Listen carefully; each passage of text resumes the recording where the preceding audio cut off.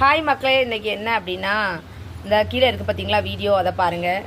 அதில் எப்படி ஒரு நீர்வரத்து அதிகம் காரணமாக நம்ம விவசாயம் எப்படி அழிஞ்சிட்டு வருது பார்த்தீங்களா.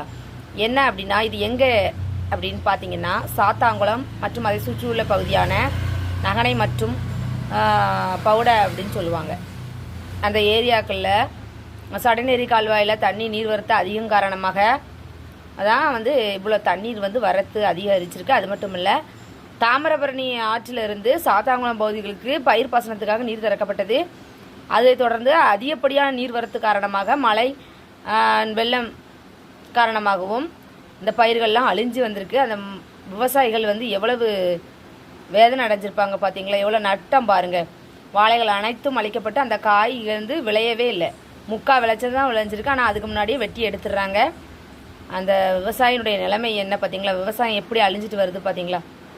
வீடியோ பிடிச்சதே ஒரு லைக் பண்ணுங்கள், சேனலை சப்போர்ட் பண்ணுங்கள், சப்ஸ்கிரைப் பண்ணுங்கள். பாய் மக்களே.